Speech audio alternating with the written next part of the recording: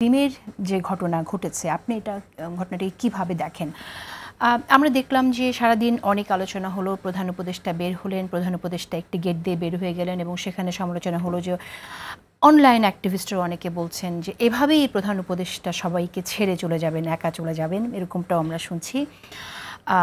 যে গেট দিয়ে বের হওয়ার কথা ছিল সেই গেট দিয়ে বের হয়নি, এরকম একটা ভুল বোঝাবুঝিও আছে। যদিও আমি মনে করি যে আসলে ওইখানে প্রোটোকলের একটা ব্যাপার আছে। প্রধান উপদেষ্টা নোবেল লরেট হিসেবে যে প্রোটোকল তিনি সেখানে পেয়েছেন, একটি দেশের রাষ্ট্রপ্রধান হিসেবে তিনি যে প্রোটোকল পেয়েছেন, তার সাথে যারা যাত্রী তারা সেই প্রোটোকলটা পায়নি বলে তারা অন্য গেট দিয়ে গেছে বলে এটা আমার বিশ্লেষণ। এবং আমি প্রশ্ন রাখতে চাই আপনার কাছে যে সেখানে সরকারের আসলে কি করা উচিত ছিল, কারণ সরকারের তো এই তথ্যগুলো জানানো উচিত ছিল যে আসলে কোন গেট দিয়ে কোন গেট দিয়ে এখানে অন্য অতিথিরা সাথে যারা যাচ্ছেন তারা বের হবেন এবং তাদের সিকিউরিটি কি করে নিশ্চিত করা যাবে। আপনি কিভাবে দেখেন? ধন্যবাদ। যা ঘটেছে খুবই দুর্ভাগ্যজনক, তবে আমার একটু ভালোও লেগেছে। ভালো লেগেছে কেন সেটা একটু বলি। আমি দর্শকদেরকে অনুরোধ করব, অনেকেই দেখেছেন ভিডিওটা, কিন্তু একটু শোনার জন্য। দেখবেন আক্তার হোসেনকে একটা ডিম মারা গেছে, তার গায়ে একটা ডিম লাগানো গেছে, কি উচ্ছ্বাস আওয়ামী লীগের। মানে সেই আওয়ামী লীগ যে আমাকে কাল ধরে নিয়ে গিয়ে খুন করে ফেলতো, গুম করে ফেলতো, সেখানে একটা ডিম একজনের গায়ে লাগাতে পেরেছে, আনন্দ প্রকাশ করছে। মানে আওয়ামী লীগের এই পতন, তার মানে স্বৈরাচারী আচরণের, তার বিভৎসতার এই পতন দেখা আমার কাছে খুব ভালো লেগেছে।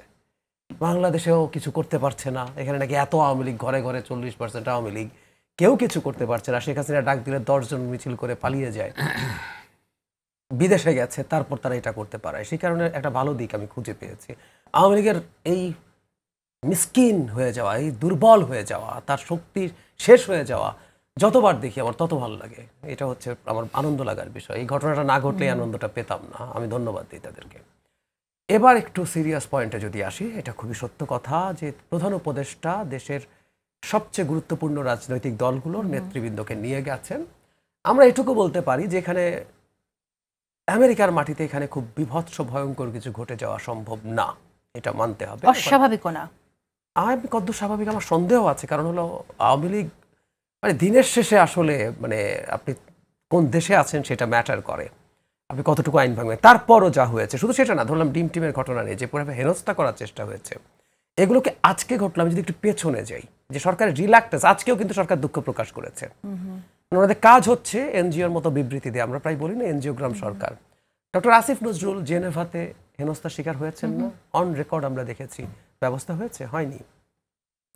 জনাব মাহফুজ আলম একাধিকবার, জনাব শফিকুল আলম আমাদের প্রেস উপদেষ্টা, প্রেস সচিব, এভাবে একটার পর একটা ঘটনা ঘটলো, কিন্তু কোনো দিনও আমরা সেই প্রস্তুতি দেখিনি। এটাই হচ্ছে আমাদের সরকারের বিরুদ্ধে, এই ক্ষেত্রে না, প্রত্যেকটা ক্ষেত্রে একই অভিযোগ। যেখানে যে অপরাধ দেখবেন রিপিটেশন হয়, কার্বন কপি হয়।